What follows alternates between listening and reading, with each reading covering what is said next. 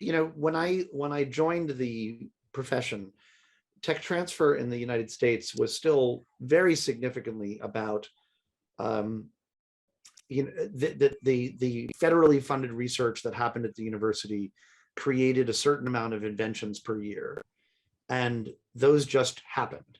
And then our job was really to try and do something with whatever those assets were, typically by filing a patent on them and then marketing those patents to industry and to venture capital. And then if we got a nibble, we would go pursue it. My former boss in the field, great guy, used to describe it as we're farming someone else's orchard. Like, we didn't plant the trees. We don't have any say in how many trees there are, but whatever fruit falls off the trees, our job is to go make some interesting pies out of them. And I think that was pretty much how it felt until maybe about 10 years ago. And at least in the US, I think there were a number of trends that really had nothing to do with the internal workings of the university. They were exogenous trends. But in New York, for instance, Mayor Bloomberg, Mike Bloomberg, became mayor of New York and really decided to make a concerted effort to make New York City a startup capital, like an entrepreneurship capital, in the same way it was a financial capital, and a media capital, an insurance capital. And that was both in tech startups and also in biotech startups. And so the city government started to put a lot of investments in place to create the kind of ecosystems that you'd want to see. There started to be more incubators and accelerators, and also started to engage with the universities around how do we make this process easier, more transparent, more reasonable, and trying to get more startups out the door. I think the same thing started to happen with the mayors and the governors across the United States, and in particular under the Obama administration at the federal level as well. And you can see the outcomes of those now with the National Science Foundation and the National Institute for Health. In their funding policies, there are often questions about what is your regional innovation ecosystem? What is your plan to commercialize the assets? So there was pressure from without. And then I also think, certainly at Columbia, but at many of our peers, there was increasingly pressure to help the university feel relevant. There was a sense, and President Bollinger talks about this as being the fourth purpose, that there used to be three primary purposes of the university: to educate the next generation of leaders, to push the boundaries of knowledge, and to engage with our local community. And increasingly, with the fourth purpose that President Bollinger talks about, the fourth purpose is making sure that these innovations and people emerging from the university make a difference in solving the world's biggest problems. And if you're going to do that, it takes you out of that comfort zone of just kind of marketing stuff and seeing what happens, to really trying to, how do you get more inventions out of the lab? How do you create interactions between faculty that don't normally work together, both within the university and outside the university? What can we collaborate with our peers in New York City, in New York State, across the country, to create ecosystems, to create venture capital channels, to create mentoring opportunities, to connect venture backable entrepreneurs to the right startups? It really upped our game. And so I think part of that is the reason why we went from 5 to 27 startups a year. Yeah, I mean, the revolution really started in the UK about the year 2000. And we were basically then tasked with government that this was to become an important part of national policy, to make sure that, I like the orchard analogy, we just say we're a post-processor on research. We don't get involved with the research, but we look at what comes out of it and make sure that where there are opportunities, they are actually realized for the benefit of society and the economy. And when we started out, I have to say, it was a daunting task. And one of the things we benefited from enormously was the input from a whole range of US colleagues. And the big thing that that's allowed us to do over the past 20 years is really to train people. So we actually have now a profession. People are trained for whom they can see this as a career rather than a 3-year sort of project, after which 2.5 years, they move on to their next job. So that's been one of the big changes. The consequences of that, I think, have been seen by the universities. You may remember in 2008, we had a big financial crash, and the UK government had a big sort of spending review, and they cut back most of their departments by at least 25% on their budget. But because this was seen as important and we were getting results, the government actually said, we're not going to increase your budget, but we're not going to cut it for research and for translation. And they have continued to put more and more money into it on the back of this. With that, I mean, I think there is an evolution going on around the world, which is, and it's seeing it in the US as well, which is this is becoming more and more a central agenda item for government. And with that comes a lot more sort of scrutiny and accountability and questioning. It's very difficult for a politician to put money into something and then not be able to have the data to show that it's successful. Right. The other thing which I think has really changed is we've started, and this is something which sort of the US hasn't done in general, we've started to actually generate university funds to actually get the spin-outs going. Universities in the UK collectively have now 1.4 billion pounds, so whatever that is in euros, probably about 1.5 billion euros in their investment funds to seed fund getting things out the door. And those places, I'm doing a meeting workshop with the minister tomorrow, and the data just coming out of that is that of those universities that have put those funds in place, they've quadrupled their spin out rate. That was true in Cambridge, in Oxford, in the Northeast, in sort of where there's virtually no venture capital. Manchester, Leeds and Sheffield have just announced a first close of their fund with about 250 million euros going in from investors. And that really is changing the dynamics, because for the first time we think we're not in competition with Orin, but our companies can compete on a level playing field because they're getting the same sorts of seed funding levels that allow them to actually build the business rather than worry about cost control and where they're going to get the next month's funding from and all the rest. So I think that is really the thing which is starting to make a change, is much more sort of scrutiny and investment in what we're doing and the ability to support from the universities, because venture capital doesn't support it. If you look at MIT, who's investing in MIT spin-outs, it's a roll call of all the local venture capitals. If you look at University of Minnesota, it's University of Minnesota and a few angels. We're like Minnesota in the UK. Sort of, it's either the funds that we've created ourselves to be in control of our own destiny, or it's angel investors, or it's funds which are like IP Group, which are associated with universities. So lots of change, and I think we're going to see a lot more change still coming. Yeah, Tony, it's interesting. Like when you mention because we run into this all over the time. I mean, I think, and even Christian earlier when he mentioned, did this happen because because you guys made it cheaper for startups? I think there's so many misconceptions about what these deal structures actually even are, and how they come together. So this misinformation can lead local governments or local university leaders or local faculty groups to always think the grass is greener somewhere else.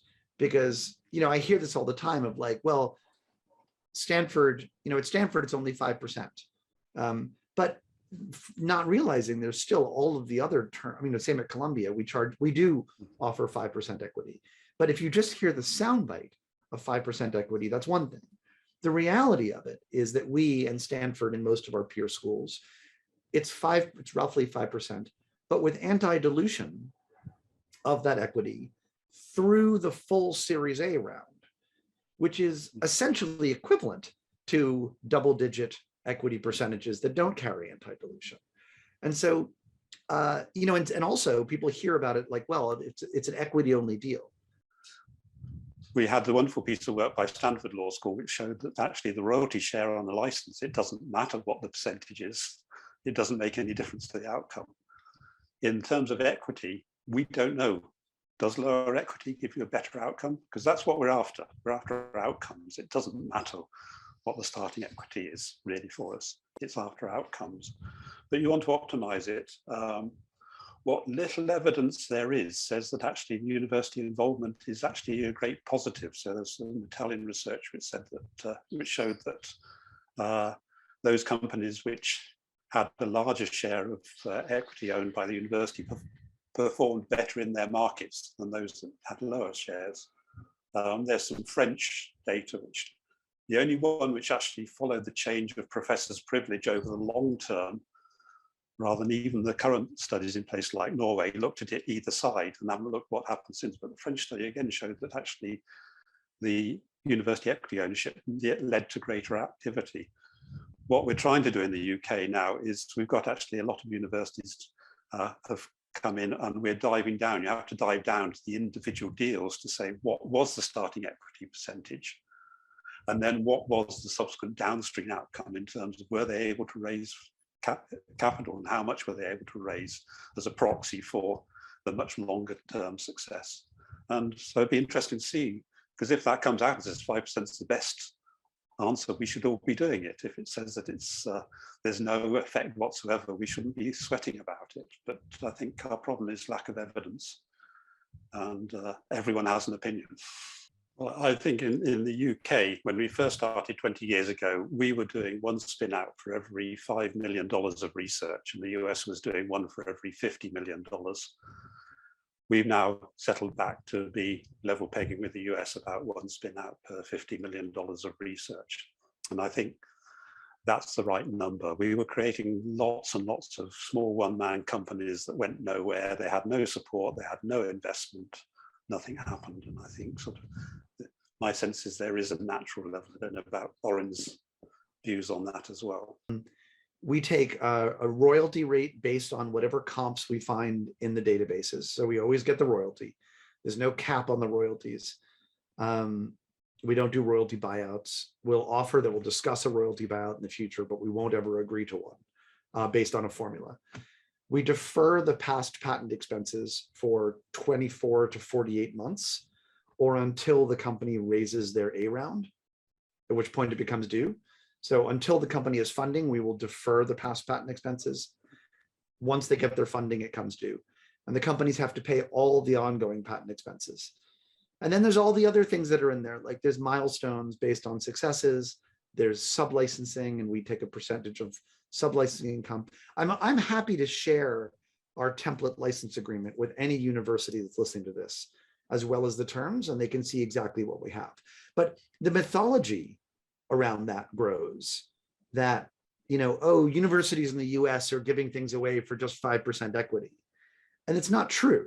I mean, University of Pennsylvania in the US, in their Upstart program, takes something like 50% equity in their startups, but it's fully diluted.